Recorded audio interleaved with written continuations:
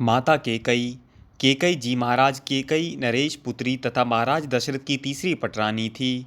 यह अनुपम सुंदरी, बुद्धिमती, साध्वी और श्रेष्ठ वीरांगना थी। महाराज दशरथ इनसे सर्वाधिक प्रेम करते थे।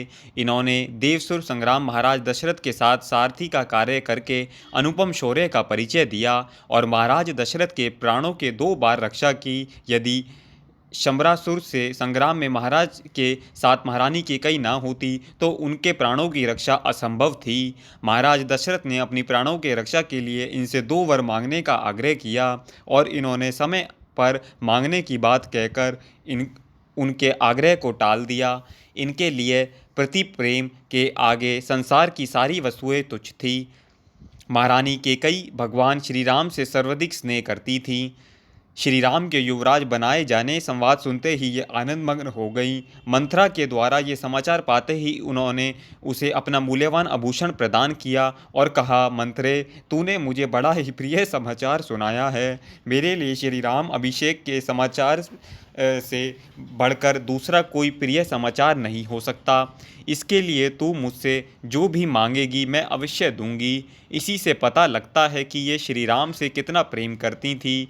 इन्होंने मंथरा की विपरीत बात सुनकर उसकी जीभ तक खींचने की बात कही। इनके श्री राम के वनगमन में निमित्त बनने का प्रमुख कारण श्री राम की प्रेरणा से देव कार्य के लिए सरस्वती देवी के द्वारा इनकी बुद्धि का परिवर्तन कर दिया जाना था। महारानी केकई ने भगवान श्री राम की लीला में सहायता करने के लिए जन्म लिया था। यदि श्री राम का अभिषेक हो जाता तो वनगमन में के बिना श्री राम का ऋषि मुनियों का दर्शन, रावण वध, साधु परितारण, दुष्ट विनाश, धर्म संरक्षण आदि अवतार के प्रमुख कार्य नहीं हो पाते।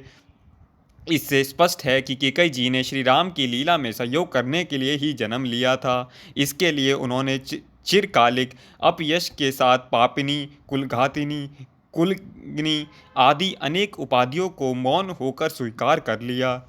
चित्रकूट में जब माता केकई श्री राम से एकांत में मिली तब इन्होंने अपने नेत्रों में आंसू भरकर उनसे कहा, हे राम, माया से मोहित होकर मैंने बहुत बड़ा अपकर्म किया है।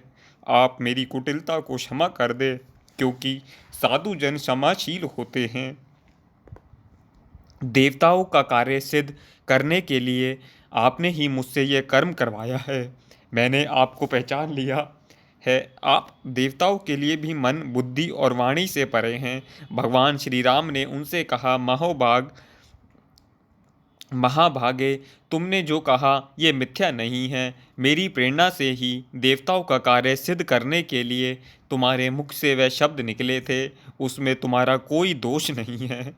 अब तुम जाओ, सर्वत्र आसक्ति रहित मेरी भक्ति के द्वारा तुम मुक्त हो जाओगी। भगवान श्री राम के इस कथन से भी यह स्पष्ट हो जाता है कि केकई जी श्री राम जी का अंतरंग भक्त, तत्व ज्ञान संपन्न और सर्वथा निर्दोष थी। इन्होंने सदा के लिए अपकीर्ति का वर्ण करके भी श्री राम की लीला में अपना विलक्षण योगदान दिया।